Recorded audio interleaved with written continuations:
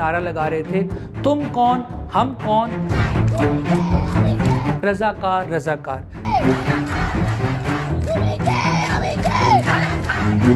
تو معافی مانگنے کے لیے ان کی طرف سے جو ہے وہ ایک طرح سے انسسٹنس، کیونکہ ہم نے اس طرح سے کنفیس نہیں کیا کہ جو کچھ ہوا ہے۔ Brother, in 1974, first time that issue was resolved in writing. The document is historic and is available both countries. اس وقت جو بنگلہ دیش میں حکومت ہے وہ کسی سیاسی عمل کے نتیجے میں، انتخابات کے نتیجے میں وجود میں نہیں آئی ہے۔ تو ریئلٹی کہیں بیچ میں ہے، لیکن ریئلٹی کیا ہے اس کا پتہ کرنا بہت مشکل ہے۔ بنگالی عوام کا قتل عام ایک بڑا متنازع موضوع ہے۔ ان مطالبات کے باوجود پاکستان اور بنگلہ دیش کے تعلقات زیادہ بہتر سمت میں آگے بڑھتے رہیں گے۔ ایک جو ریلیشن شپ ہے ہماری وہ کافی پرابلمٹک رہی ہے۔ ایکیڈیمکس کے نزدیک 30,000 بنگالی اس سارے لڑائی کے دوران مارے گئے۔ کچھ لوگوں کے نزدیک یہ تعداد 3 لاکھ بنگالیوں پر مشتمل ہے۔ بنگلہ دیشی وزیر خارجہ یہاں آئیں گے اور جب نئی حکومت قائم ہوگی تو یہ تعلقات زیادہ بہتر ہوں گے۔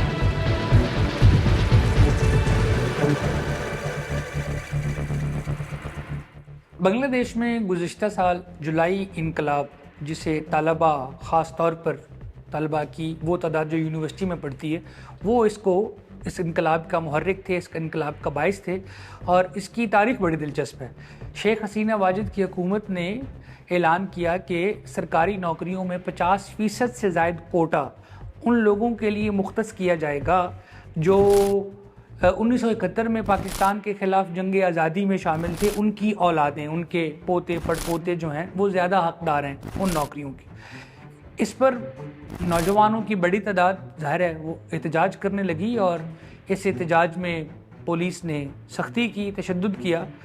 اور اس دوران جب یہ احتجاج بہت بڑھ گیا تو شیخ حسینہ نے کہا کہ میں خود ان احتجاج کرنے والے نوجوانوں سے بات کرتی ہوں۔ تو سب لوگوں کو لگ رہا تھا کہ وہ یہ فیصلہ واپس لے لیں گی، یہ کوٹے سسٹم والا، لیکن انہوں نے اس تقریر میں جو انہوں نے نوجوانوں سے خطاب کرتے ہوئے کہی، ایک بڑا تنزیہ جملہ بولا۔ انہوں نے کہا کہ اگر ہم ان آزادی کے تحریک کے جو ہیرو ہیں ان کے بچوں کو نوکری نہیں دیں گے تو کیا رضاکاروں کے بچوں کو نوکری دیں گے؟ اب یہ لفظ رضاکار بنگلہ دیش میں ایک قسم سے توہین آمیز اصطلاح ہے۔ رضاکار ان کولابریٹرز کو کہا جاتا ہے جنہوں نے 1971 کی جنگ آزادی میں بجائے مکتی بانی یا عوامی لیگ یا تحریک آزادی کا ساتھ دینے کے، انہوں نے پاکستان کی فوج کا ساتھ دیا تھا، جنہیں بنگلہ دیش کی عوام اپنے لوگوں کا قاتل سمجھتی ہے۔ تو شیخ حسینہ واجد کا احتجاج کرنے والے لڑکوں، لڑکیوں، نوجوانوں کو رضاکار کہنا ایک قسم سے آگ لگانے کا باعث تھا۔ دوسرے دن جو احتجاج ہوا اس میں یہ احتجاج کرنے والے لڑکے لڑکیاں نعرہ لگا رہے تھے، تم کون ہم کون، رضاکار رضاکار۔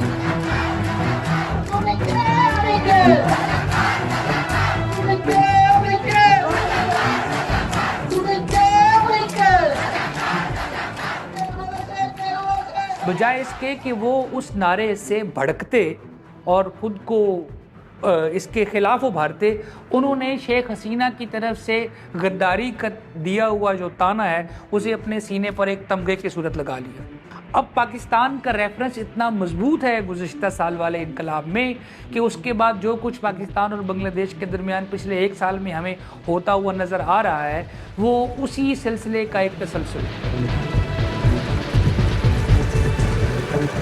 میرے خیال میں تو آپ یہ دیکھیں کہ یہ واقعات افسوسناک تھے 71 کے، لیکن اس کے باوجود آپ اگر دیکھیں اس وقت کے اس کے بعد جو اسکالرس کی اعداد و شمار آئے ہیں، کتابیں آئی ہیں، تو یہ خود اعداد و شمار ہی کنٹیسٹڈ ہیں۔ جو وہاں پہ قتل عام کے حوالے سے مختلف قسم کے دعوے کیے جاتے ہیں وہ کنٹیسٹڈ ہیں، ان میں یعنی مختلف حلقے جو ہیں اس پہ مختلف اعداد و شمار پیش کرتے ہیں، اور پھر اگرچہ چلے اس کی تعداد جو بھی رہی ہو وہاں پہ جن لوگوں کو قتل کیا گیا اس کی تعداد جو بھی رہی ہو، لیکن اس کے باوجود پاکستان اور بنگلہ دیش اس حوالے سے کچھ چیزوں کے اوپر ایگری کر کے آگے بڑھ چکے تھے۔ 74 میں پاکستان نے بنگلہ دیش کو تسلیم کیا، اور اس کے بعد ذوالفقار علی بھٹو صاحب کی حکومت کے دوران ایک ٹرائلیٹرل ایگریمنٹ جو ہوا انڈیا، بنگلہ دیش اور پاکستان کے درمیان، اس میں پاکستان نے ان واقعات کے اوپر افسوس کا اظہار کیا۔ پھر 2002 میں جنرل پرویز مشرف ڈھاکہ کے دورے پر گئے تو وہاں انہوں نے ایک بڑے مجمع سے خطاب کرتے ہوئے، جب ان کے ساتھ وزیر اعظم خالدہ ضیاء موجود تھیں اور بنگلہ دیش کے صدر بھی موجود تھے، ان کی موجودگی میں یہ کہا تھا کہ ہم یہ بدقسمتی سے یہ واقعات ہوئے تھے اور یہ نہیں ہونے چاہیے تھے. پاکستانی قوم کو اور پاکستانی ریاست کو، پاکستانی اداروں کو ان کے اوپر بہت افسوس ہے. اور اس کے بعد لیکن اب ہمیں اپنے مستقبل کے لیے، اپنی نسلوں کے مستقبل کے لیے اور دونوں کے جو ایک مسلم بیک گراؤنڈ ہے، اسلامی تعلقات کو آگے استعمال کرتے ہوئے اب آگے بڑھنے کی فارورڈ لوکنگ اپروچ کو اڈاپٹ کرنے کی ضرورت ہے. تو بہت کلیئرلی پرویز مشرف نے بھی اس وقت یہ کر دیا تھا، جس کو وزیر خارجہ اسحاق ڈار نے بھی اپنی گفتگو میں یہ مینشن کیا ہے. In 1974, first time that issue was resolved in writing. The document is historic and is available both. جہاں تک غیر حل شدہ معاملات کا تعلق ہے، 1974 میں یہ مسئلہ پہلی بار تحریری طور پر حل ہوا اور یہ تاریخی دستاویز دونوں ممالک کے لیے دستیاب ہیں. بعد میں جنرل مشرف یہاں آئے اور بہت کھلے اور صریح انداز میں اس مسئلے کو حل کیا. میرے خیال میں بھائیوں کے درمیان یہ معاملہ طے ہونے کے بعد اسلام بھی ہمیں دل صاف رکھنے کا حکم دیتا ہے، لہٰذا ہمیں آگے بڑھنا چاہیے اور مل کر کام کرنا چاہیے کیونکہ ہمارا مستقبل روشن ہے. یہ مسئلہ 1974 اور پھر 2000 کی اوائل میں جنرل مشرف کے دورے کے دوران 2 بار حل ہو چکا ہے. انہوں نے پورے پاکستان کی جانب سے پوری بنگلہ دیش کی قوم سے اس مسئلے کو حل کرنے کا اظہار کیا.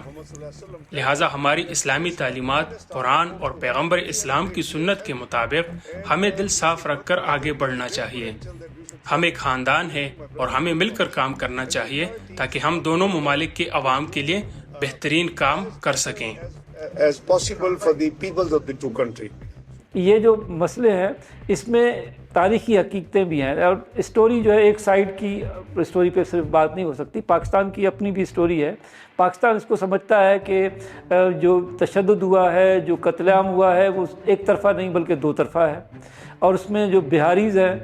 ان کے ساتھ جو کچھ ہوا ہے وہ مکتی بہانی نے کیا ہے، وہ بھی اسٹوری کا پارٹ ہے. تو اگر بات ہوگی تو پھر کمپلیٹ بات ہونی چاہیے.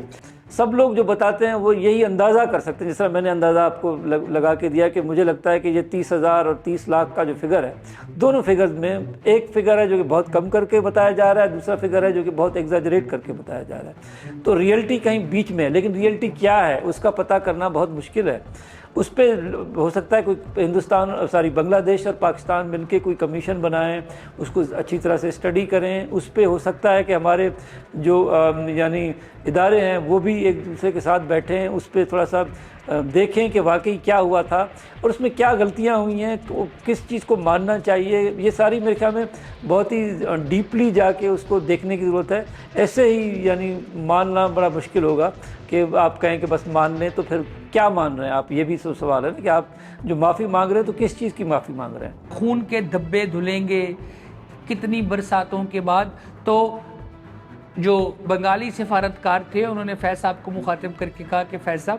خون کے دھبے برساتوں سے نہیں دھلتے. تو جہاں ایک دوسرے کے ساتھ تعلق ہے، ایک دوسرے کی طرف وہ کھنچاؤ ہے، محبت ہے، وہیں یہ گلے شکوے بھی ہیں کہ پاکستان کو چاہیے کہ وہ معاشرتی سطح پر، عوامی سطح پر بنگالی عوام سے 1971 کے واقعات پر معافی مانگے. پاکستان میں جو سول سوسائٹی ہے یا انٹیلیجنسیا ہے، ان کی طرف سے یہ کہا جاتا ہے کہ 1970-71 میں ہونے والے یہ سارے واقعات ایسے نہیں ہیں کہ محض ایک گروہ دوسرے گروہ کے قتل میں ملوث تھا. ایسا بھی ہے کہ مکتی بانی سے وابستہ بنگالی حریت پسندوں نے مغربی پاکستانیوں کا یا اردو بولنے والوں کا بڑی تعداد میں قتل عام کیا. اور ایک اور تنازع جو بنگلہ دیش اور پاکستان کے درمیان پچھلے چند سالوں میں بار بار جس کی بازگشت سنائی دی، وہ ڈھاکہ میں ان بہاریوں کے متعلق ہے جو خود کو بنگلہ دیش میں پاکستانی قرار دیتے ہیں اور ان کی تعداد چند لاکھ تک ہے. حکومت پاکستان باوجود بہت ساری کوشش کرنے کے ان لوگوں کی تمام تعداد کو پاکستان واپس نہیں لا سکی.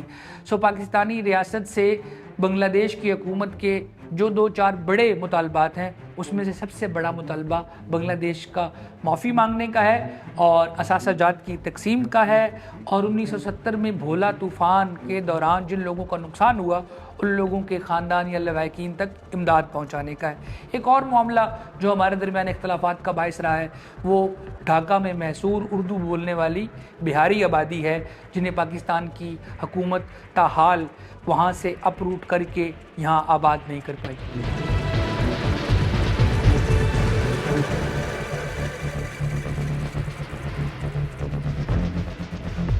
پاکستان کے ڈپٹی وزیر اعظم اور وزیر خارجہ اسحاق ڈار صاحب نے 23 اور 24 اگست کو ڈھاکہ کا 2 روزہ سرکاری دورہ کیا ہے۔ یہ دورہ بنیادی طور پہ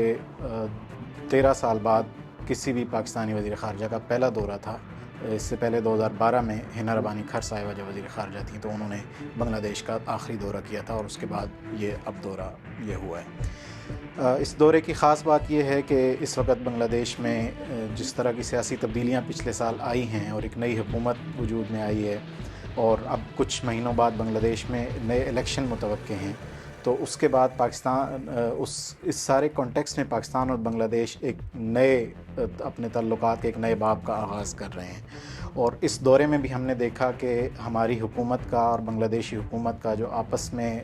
جو روابط تھے اور جو وہ زیادہ زور جو تھا وہ اس طرح کے انیشیٹوز پر تھا جن میں آپس کے تعلقات کو مزید بہتر بنایا جا سکے، پائیدار بنایا جا سکے، اور ان کو حکومتی سطح سے زیادہ آگے بڑھا کر پیپل ٹو پیپل عوام کی سطح تک اور مختلف دائروں میں ان کو پھیلایا جا سکے۔ تو اس دورے کے دوران ہم نے دیکھا کہ بنگلہ دیش کے چیف ایڈوائزر ڈاکٹر محمد یونس، ان کے جو فارن افیئرز کے ایڈوائزر ہیں محمد توحید حسین، اور اس کے علاوہ باقی لیڈرشپ کے ساتھ تو اسحاق ڈار صاحب کی انگیجمنٹ رہی ہے، لیکن اس کے علاوہ بھی جو سیاسی جماعتیں ہیں اکراس اسپیکٹرم، اس میں BNP بھی ہے، اس میں جو نئی ان کی نیشنل سٹیزنز پارٹی ہے وہ ہے، اور جماعت اسلامی ہے، ان کے ساتھ اسحاق ڈار صاحب کی ان کی لیڈرشپ کے ساتھ ملاقاتیں ہوئیں۔ اور پھر ایک اہم بات یہ ہے کہ پاکستان اور بنگلہ دیش نے اس دوران میں 6 نئے معاہدوں یا مفاہمتی یادداشتوں پر دستخط کیے ہیں۔ ان معاہدوں کے اوپر اگر ہم نظر ڈالیں تو یہ تجارت، کلچرل ایکسچینج اور تعلیم اور ریسرچ کے میدان میں، اور اسی طرح سے مطلب مختلف جو دائرے ہیں ان کے اندر یہ مفاہمتی یادداشتیں ان کے اوپر دستخط کیے گئے ہیں اور آپس میں معاہدے کیے گئے ہیں۔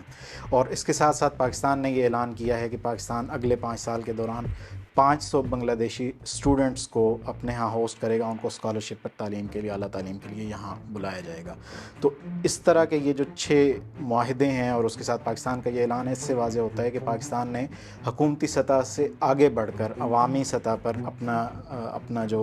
تعلقات کا دائرہ ہے اس کو وسیع کرنے کے لیے ایک نمایاں اقدام کیا ہے۔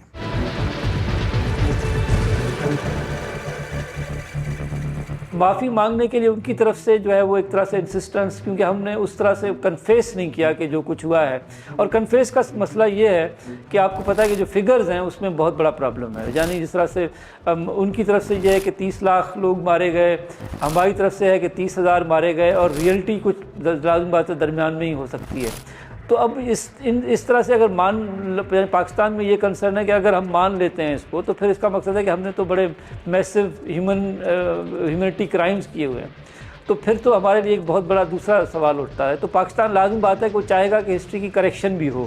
اور جو یعنی ہمارے اوپر خواہ کا الزام ہے اس کو ہم درست کر سکیں۔ تو اس وجہ سے میرے خیال میں یہ جو ڈبیٹ ہے اس پہ بڑی سیریس قسم کی اکیڈمک ڈسکشن کی ضرورت ہے، اور میں اس میں سمجھتا ہوں کہ اس پہ ہمیں ایک کامن ہسٹری کی بھی ضرورت ہے، جو کہ ایک مسنگ چیز ہے۔ ابھی ہم نے یک طرفہ ہسٹری ہمیں ملتی ہے کہ بنگالیز کی ہسٹری ہے، پھر پاکستان کی ہسٹری ہے، لیکن بنگالیز اور پاکستانی نے مل کے ہسٹری کو نہیں لکھا، اور ان بائس ہو کے، اور ایک ٹرو پکچر کو ابھی تک ہمیں وہ نہیں ملی جس کا ہم کہہ سکیں کہ بھائی یہ جو اسٹوری ہے اس میں ہمیں سچائی زیادہ ملتی ہے۔ ہمیں اب تک جو اسٹوری ملتی ہے اس میں لازم بات ہے کہ بہت زیادہ ایک طرح سے ایگزیجریشن ہمیں ملتا ہے۔ یہ نوجوان طبقہ جو شیخ حسینہ کے خلاف ہے، یہ اس کی نفرت میں یا اس کی مخالفت میں اس حد تک آگے چلا گیا ہے کہ انہوں نے یہ الزام تک قبول کر لیا کہ ہاں ہم پاکستان کے حمایتی ہیں۔ تو اس وقت بنگلہ دیش میں جو نظام حکومت ہے وہ ان لوگوں کے پاس سمجھا جا رہا ہے جن کی ہمدردیاں عوامی لیگ کے سربراہ شیخ مجیب الرحمان اور ان کے خاندان سے زیادہ ان لوگوں سے ہیں جو پاکستان نواز ہیں. یعنی ہم نے دیکھا ہے کہ دھان منڈی میں شیخ مجیب الرحمان کے گھر کو آگ لگائی گئی جو کہ عوامی لیگ کی آزادی کی تحریک کا میوزیم تھا. بنگلہ دیش بھر میں شیخ مجیب الرحمان کے مجسموں کو گرایا گیا, ان علامتوں کو مٹایا گیا جو شیخ حسینہ واجد اور شیخ مجیب الرحمان سے جڑی ہوئی ہیں. تو یہ صاف طور پر دکھائی دے رہا ہے کہ بنگلہ دیش میں پاکستانی حمایت یا پاکستان کے ساتھ پسندیدگی یا پاکستان کے ساتھ رشتوں کو جوڑنے کی بات بہت بڑے پیمانے پر کی جا رہی ہے. اور یہ بھی کہنے والے لوگ کہہ رہے ہیں کہ یہ شاید پاکستان سے محبت کم اور شیخ حسینہ واجد سے بغض اور نفرت زیادہ ہے, جس کی وجہ سے بھی لوگوں کا رجحان پاکستان کی طرف ہے. ابھی ہم نے دیکھا ہے اس سال 14 اگست میں پاکستان کے یوم آزادی کے موقع پر ڈھاکہ شہر میں بنگلہ دیش اور پاکستان کا پرچم ملا کر فروخت کیا جا رہا تھا, اور یہ تاریخ میں پہلی بار ہے.